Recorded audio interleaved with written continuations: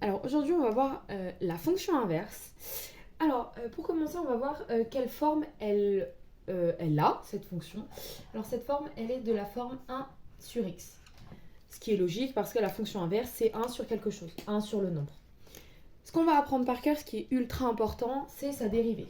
Donc f' de x, qui est égal donc à moins, ce moins est super important, c'est pour ça que je le mets en premier, 1 sur x carré. Donc on voit bien que ce qui change, c'est donc l'inverse. On va rajouter un moins et un carré. Grâce à ça, nous allons pouvoir donc démontrer que grâce à la dérivée, cette chose-là est négative. Donc f est toujours décroissante sur R. Donc, vu qu'elle est décroissante, on peut faire le tableau de variation suivant avec décroissant, décroissant, grâce au petit moins qui est écrit juste là. Hop. Alors, d'où l'exemple suivant. On va, pour commencer, essayer, en tout cas faire, la dérivée de h de x. Donc, la dérivée de h de x, ça va être 9, parce que je rappelle que la dérivée de x est 1, plus 10, donc 10, je rappelle que sa dérivée c'est 0, donc plus rien. Et je rappelle que cette dérivée-là, je l'ai fait tout à l'heure, moins 36 sur x carré. Nous avons h' de x. Maintenant, nous allons chercher, ça va souvent être, excusez-moi, le cas dans les sujets, ils vont souvent nous donner la réponse et ils vont nous dire qu'il faut qu'on montre que h' de x, donc ce qu'on a calculé ici, c'est égal à ça. Alors pour ça, on va le faire par étapes, mais on va déjà partir de ça pour y mettre sur x carré. Donc, je l'ai développé ici pour vous. Donc je vous explique vite fait comment j'ai fait. La première ligne, donc c'est celle-ci avec le. Donc j'ai réécrit exactement la même chose. Comme je vous l'ai dit, on va essayer de mettre le 9 sur x carré. Donc pour ça, on va mettre x carré en haut et en bas. Et quand deux quotients sont sur la même chose, on peut les rajouter, on peut les combiner.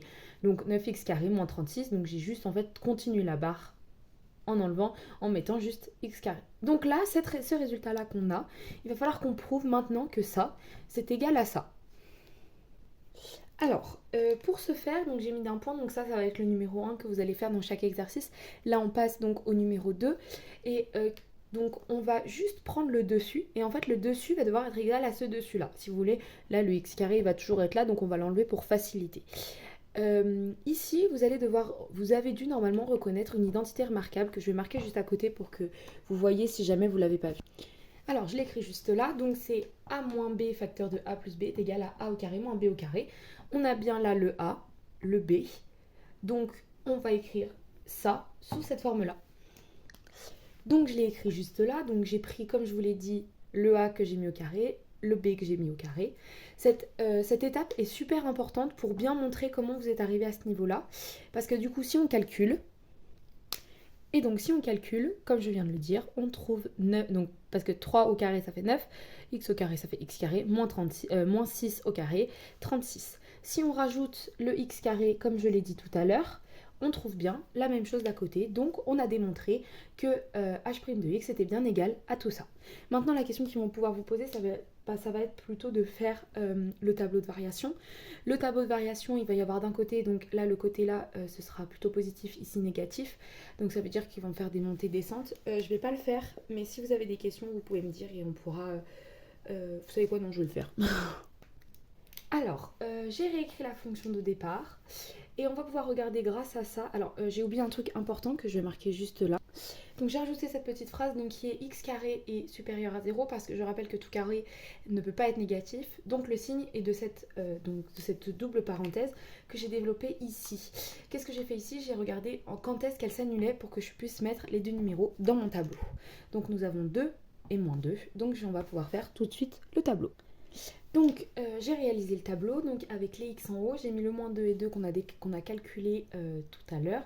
Je rappelle que celui qui s'annule en moins 2 c'est celui-là, celui qui s'annule en plus 2 c'est celui-là.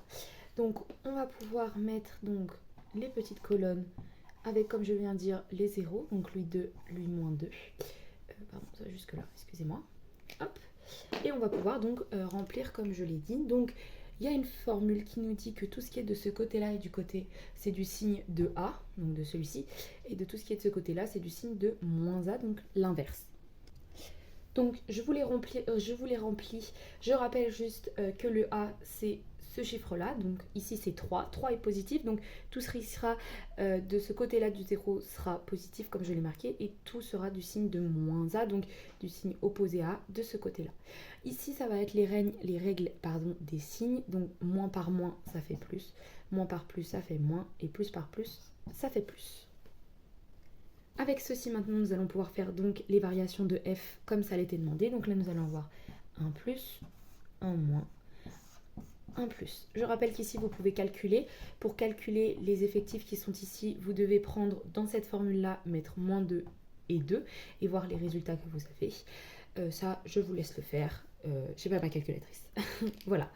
Maintenant, on va passer à une chose qui est plutôt importante, qui est des choses assez simples à savoir. Alors, nous allons voir graphiquement qu'est-ce que la fonction inverse. Alors déjà, je vais rappeler ce qu'est la fonction inverse. Donc la fonction inverse, je rappelle que c'est 1 sur x sur r étoile. Le r étoile a son importance parce que x ne peut pas être égal à 0. Ce qui donne que la fonction inverse graphiquement va ressembler à peu près à ça. Ce qui est logique parce que ici, donc tout ce qui est sur le côté du 0, hop, et ben, il ne va rien avoir vu que x ne peut pas être égal à 0. Donc c'est logique que la courbe ressemble à peu près à ça. Je le dis pour être sûr, cette courbe représentative, il y en a peut-être deux, mais ce n'est une seule courbe représentative de 1 sur x. Maintenant, on va voir à peu près comment ça se passe et surtout comment on les nomme. C'est un peu complexe, mais une fois que vous avez compris, vous avez compris. Alors, on va commencer à la tranche que j'ai mis en violette. Cette tranche va, on peut le voir, en plus l'infini. En plus l'infini, donc en plus l'infini, c'est-à-dire que si on prend des nombres en plus l'infini de ce côté-là, qu'est-ce qu'on voit? On voit qu'en fait, ils vont tendre, en fait, elle va tendre vers 0. Ma courbe est peut-être mal faite, mais en fait, ça va tendre vers 0. Donc, en plus l'infini, la courbe, donc on va le marquer correctement, mathématiquement, donc en plus l'infini, la limite... Donc, la limite, quand... Excusez-moi, en plus, c'est pas ça que je voulais écrire. J'ai dit que je l'écrivais de façon scientifique, donc c'est comme ça. X quand tend vers plus, excusez-moi, l'infini, la limite de la fonction inverse, donc ici x, est égale, on a dit, tend vers 0. Si maintenant on s'intéresse à ce bout-là, donc on est toujours en plus l'infini, hein, on le voit bien, on est toujours... pardon, on n'est pas en plus l'infini, excusez-moi, on est en... x tend vers 0, on voit bien qu'elle tend vers 0, donc quand x tend vers 0, mais un 0 qui est positif. Vous voyez bien que là on a 0, 1, donc il va être entre 0 et 1, mais 0 et 1 c'est positif, donc quand x est positif. Donc x tend vers 0 quand le 0 est positif. Pourquoi je dis positif? Parce qu'ici il va tendre vers 0, un 0 qui est négatif, mais ça on le verra tout à l'heure. Donc quand x tend vers 0, un 0 positif, la limite de la fonction carrée, la fonction de... la fonction inverse va tendre vers quoi? Enfin, va tendre vers quoi? Donc on va regarder, et là en fait on voit qu'elle va tendre vers quoi? Vers les nombres qui sont écrits là, donc elle va tendre vers plus l'infini. On est d'accord? Les nombres vont monter, monter, monter, donc là imaginons on a 1, 2, 3, 4, 5, 6, on voit bien que plus elle tend vers 0, plus elle augmente, donc plus l'infini. Si jamais vous avez quoi que ce soit, ça va trop vite, vous pouvez remettre en arrière, il n'y a pas de souci, hein. Maintenant, nous allons nous intéresser à cette branche-là. Donc, comme je l'ai dit, c'est quand x tend vers 0, mais cette fois-ci, le 0 est négatif. Le 0 est négatif. Donc, on se trouve ici. Ici, qu'est-ce qu'on voit? On voit que ça tend. On est d'accord? Ça tend vers quoi? Vers un nombre très grand. Donc, la limite de la fonction inverse, quand x tend vers 0, mais celui-ci est négatif. Et l'inverse, justement, que ce qui est écrit en rose, donc ça va être moins l'infini.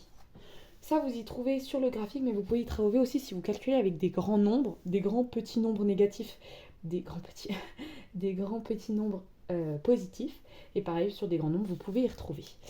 Maintenant, on va passer à la dernière moitié. Donc la dernière moitié, on voit bien que c'est quand il va ici.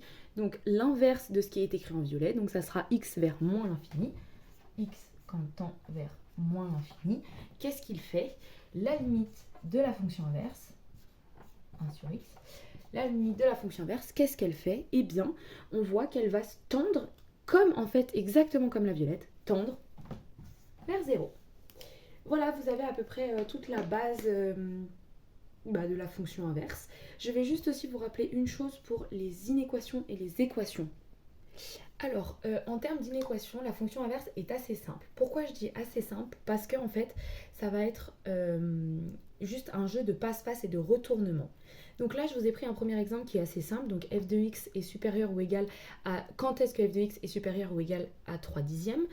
F de x, je rappelle que c'est la fonction inverse, donc 1 sur x, supérieur ou égal à 3 dixièmes. La question que vous allez me poser et que vous devriez vous poser, ça serait comment est-ce qu'on enlève ce inverse qui nous fait chier parce que là c'est compliqué d'isoler le x. Pour ça c'est très simple, on va inverser le tout. Donc on va mettre x sur 1, vous voyez bien que c'est l'inverse, d'où la fonction inverse, sur 10, on va inverser aussi ici, sur 3. On a tout inversé. Ce qui est super important et super simple à ce moment-là, c'est que x sur 1 ça donne quoi? X supérieur ou égal à 10 sur 3. Donc la fonction, ce qui est très logique, mais la fonction f de x est supérieure ou égale à 3 dixièmes quand x est supérieur ou égal à 3 dixièmes. Ce qui est logique, quand on met un 3 dixièmes sur 1, c'est sûr que c'est plus petit. C'est logique. Donc voilà, là c'est un premier exemple. Je vais vous en faire un deuxième pour être sûr que vous avez compris. Cette fois-ci, c'est moins 8, donc un nombre. Toujours f de x, la fonction inverse, 1 sur x supérieur ou égal à moins 8. Alors, cette fois-ci, ce que je vais faire, c'est qu'on va quand même tout inverser, mais le moins 8, on va rajouter quelque chose visuellement pour que ça soit simple pour vous. Moins 8 sur 1. Visuellement, c'est plus joli pour vous, vous allez mieux comprendre, mais voilà, c'est égal, c'est exactement la même chose.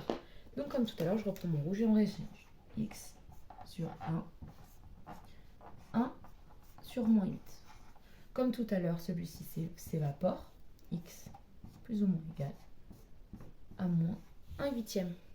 Ce qui est logique parce que la fonction inverse, ça fait quoi? Ça inverse les nombres. Donc le moins 8, au lieu de... Donc ça c'est la démonstration mathématique. Maintenant si vous réfléchissez par vous-même, la fonction inverse inverse les nombres. Donc le moins 8, ça inverse, ça fera 1 sur moins 8. C'est logique, ça inverse les nombres. Là s'il y aurait eu moins 18, ça aurait été moins 18, 1 sur moins 18. C'est une fonction qui permet d'inverser les nombres, la fonction inverse.